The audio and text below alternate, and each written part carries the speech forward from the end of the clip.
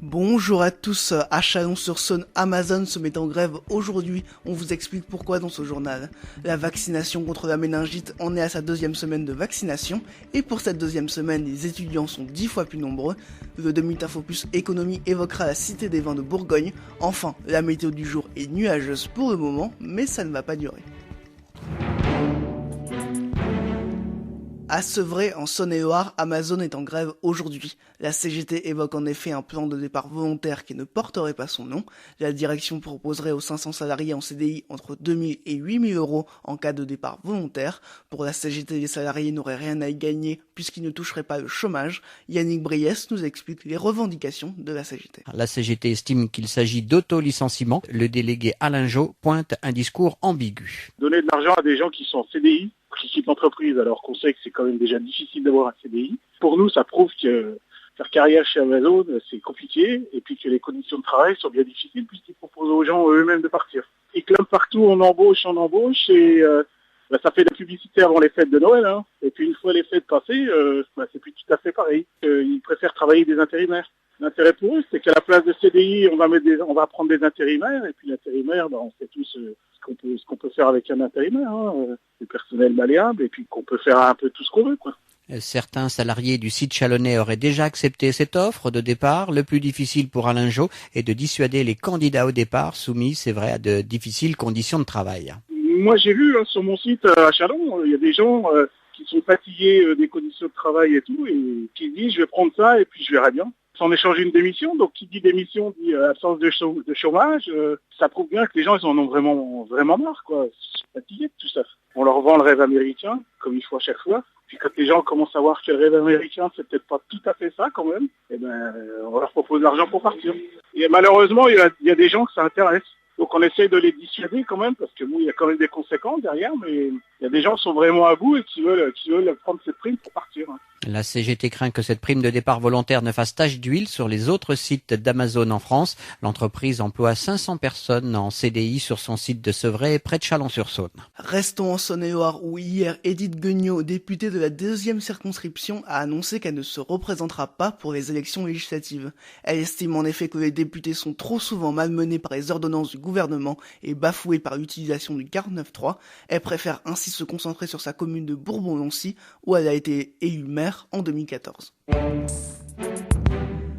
La vaccination contre la méningite entre dans sa deuxième semaine. Si la semaine dernière était consacrée aux étudiants en économie et en gestion, cette deuxième semaine est consacrée aux étudiants en droit et en lettres. Cette vaccination contre la méningite portait une interrogation. Les étudiants viendront-ils se faire vacciner? Une inquiétude balayée par une participation au-delà de ce qui avait été espéré, comme nous l'explique Jean-François Daudet, responsable du département prévention-promotion à l'Agence régionale de santé de Bourgogne. La première semaine a été plutôt effectivement une semaine réussie puisque nous avons eu un peu plus de 1400 vaccinations alors que nous attendions 1000 personnes.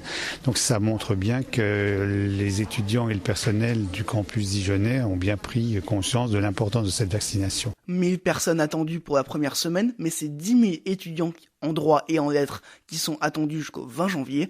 Pour cela, les lignes de vaccination passent de 3 à 6, sachant que chaque ligne de vaccination permet de vacciner environ 150 personnes par jour, et cette augmentation des lignes de vaccination a permis de vacciner 800 étudiants lundi, 380 à la mi-journée de mardi, le tout sans que l'attente ne soit trop longue. C'est très très fluide en fait, et je crois qu'il y a un bon travail qui est fait, un bon partenariat entre les services de l'université qui assurent toute la partie administrative et les services de l'Agence régionale de santé, et notamment les services de Michel Diong, du docteur Diong, qui assure la totalité des vaccinations avec des renforts venus de la santé des armées et de Santé publique France. Et cette bonne organisation a permis à Ava, étudiante en psychologie, d'avoir un temps d'attente très réduit. On m'a direct prise en charge, vaccination, ça dure pas du tout longtemps, ça fait pas du tout mal, donc ça ne coûte rien de se protéger contre les maladies. 1 minute. Vraiment 1 minute. Et encore moi j'ai posé pas mal de questions parce que j'ai pas mal peur des piqûres, mais sinon ça dure vraiment pas longtemps. Une fois vacciné, il faut attendre 10 jours pour que le vaccin fasse effet. À partir du 23 janvier, ce seront les 20 000 derniers étudiants de l'université qui iront se faire vacciner. Ils auront jusqu'aux vacances. En septembre 2015, Gilles Platré, le maire de Chalon-sur-Saône, décidait de mettre fin au menu de substitution au porc dans les cantines scolaires. Il avait pris cette décision en raison de la neutralité du service public. Hier, la Commission nationale consultative des droits de l'homme a estimé que cette neutralité ne s'opposait pas au principe de proposer une alternative au porc. Cet avis n'impose pas au maire de rétablir les menus de substitution, ce n'est qu'un avis. Le tribunal administratif de Dijon attend désormais celui du défenseur des droits avant de prendre sa décision. En 2017, Dijon est la 8e ville de France possédant le plus de fast-food selon le site MyPharma. Pour cette étude, le site internet s'est basé sur les 10 plus grosses chaînes de restauration rapide dans les 20 plus grandes villes françaises et a fait un ratio pour 1000 habitants avec 15 fast-food. Dijon est donc 8e. Le podium est occupé par Bordeaux, Nîmes et Paris. Tout de suite, c'est le 2 minutes Info Plus. Et pour ce 2 minutes Info Plus, nous sommes avec Didier Hugues du site traceécritenews.fr. Sur votre site internet, vous évoquez la Cité des vins de Bourgogne que vous qualifiez de serpent de mer. Pour quelle raison ? Tout simplement, 20 ans de parlotte et puis au final une décision avec un vote à 72% favorable, mais il y a quand même près de 30% de votants qui n'étaient pas d'accord avec la création de cette Cité des vins. Enfin, on devrait dire les cités car il y en aura 3, Beaune, Chablis et Mâcon. Oui, c'est un réseau de cités, c'était même une des conditions, et là vraiment je trouve que les viticulteurs de ces appellations ont eu raison aussi de mettre l'accent sur leur maison. Donc il y aura Beaune, qui sera la cité mère, et puis il y aura 2 cités sœurs, une à Chablis, donc pour tout le vignoble au nord de la Bourgogne, et puis Mâcon pour tout le vignoble sud. Et Beaune sera le projet le plus important. Oui, ce sera le projet le plus important parce qu'il va s'insérer dans un programme urbanistique de la ville. Et d'ailleurs, les professionnels, c'est-à-dire le bureau interprofessionnel des vins de Bourgogne qui associe négociants et viticulteurs, ne sera pas propriétaire de son bâtiment. Il le louera et il l'aménagera simplement à hauteur d'1,5 million. C'est un projet qui est plutôt porté par la ville de Beaune. Il y aura hôtel, il y aura un parti pris assez fort d'un point de vue architectural et aussi environnemental, puisque ce sera un site d'une dizaine d'hectares, sans voiture. Il y aura une galerie marchande, il y aura des restaurants, il y aura différentes choses. Et cette cité des vins et le centre d'interprétation des climats de Bourgogne au sommet. C'est un objectif ambitieux ? Pas trop, non. Je trouve que c'est même petit pied. Ils avancent avec un pragmatisme très doux. Beaune, c'est l'une des plus grandes villes touristiques de l'Est. Ils ont un objectif de 100 000 visiteurs. C'est tout petit, alors que Beaune accueille, je ne sais pas, mais sans doute plus d'1 million ou près de 2 millions de touristes par an.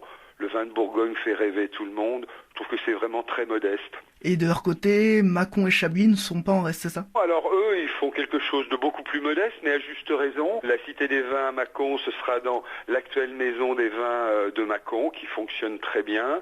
Et puis à Chablis, ils vont aménager un ancien cellier du XIIe siècle. Là, ça a toutes ces raisons d'être modeste, il faut faire attention. Mais pour Beaune, non, je trouve ça assez triste. Et un grand regret, c'est qu'il n'y ait pas une 4e maison Cité des vins. C'est évidemment les vins de la côte chalonnaise.